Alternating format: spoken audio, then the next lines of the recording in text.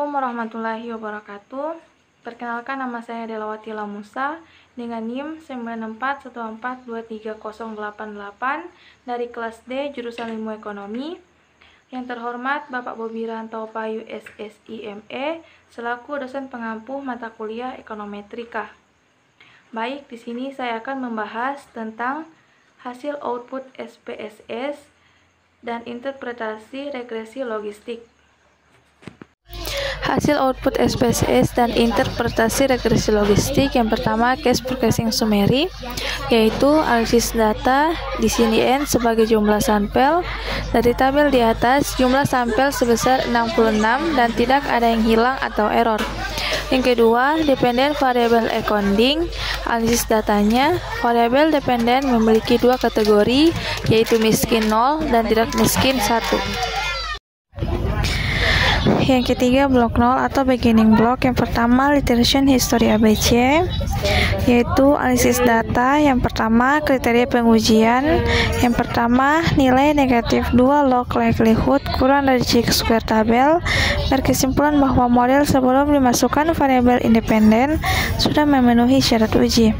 Yang kedua, nilai negatif 2 log likelihood lebih dari chi-square tabel, berkesimpulan bahwa model sebelum dimasukkan variabel independen masih tidak memenuhi syarat uji.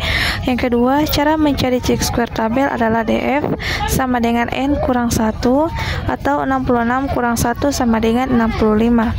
Yang ketiga, chi-square tabel yang didapat sebesar 84,820. Yang keempat, nilai negatif 2 log likelihood kurang dari chi-square tabel atau 88,503 lebih kurang dari 84,820, berkesimpulan model sebelum dimasukkan variabel X sudah memenuhi syarat uji.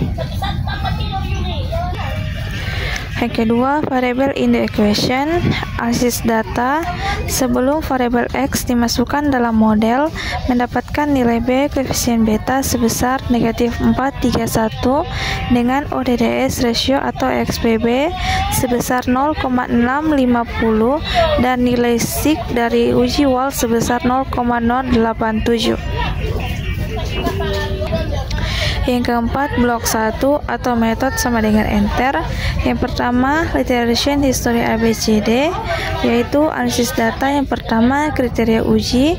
Yang pertama, nilai negatif 2 log likelihood kurang dari chi-square tabel, berkesimpulan bahwa model sebelum dimasukkan variabel independen sudah memenuhi syarat uji. Yang kedua, nilai negatif 2 log likelihood lebih dari chi-square tabel, berkesimpulan bahwa model sebelum dimasukkan variabel independen masih tidak memenuhi syarat uji. Yang kedua, cara mencari chi-square tabel adalah DF sama dengan N kurang K kurang 1 atau 66 kurang 2 kurang 1 sama dengan 63. Yang ketiga, chi-square tabel yang didapat sebesar 82,528. Yang keempat, nilai negatif 2 log likelihood kurang dari chi-square tabel atau 80,744 kurang dari 82,528, berkesimpulan model sebelum dimasukkan variabel X sudah memenuhi syarat uji. Yang kedua, omnibus test of model coefficient. Analisis data berdasarkan tabel di atas diperoleh nilai SIG sebesar 0,021. Karena nilai SIG lebih besar dari 0,05, maka kita menerima H0 pada tingkat signifikan 5%, sehingga bisa disimpulkan bahwa variabel bebas secara bersama-sama tidak berpengaruh terhadap tingkat kemiskinan. Yang ketiga, model summary, yaitu analisis data. Yang pertama, nilai Nagelkerke square sebesar 0,150, maka berkesimpulan sumbangan pengaruh variabel independen terhadap dependen secara bersama-sama atau simultan sebesar 15,0%. Yang keempat, Hosmer and Lomeshow test, yaitu analisis data. Yang pertama, dikatakan baik jika nilai SIG lebih dari 0,05.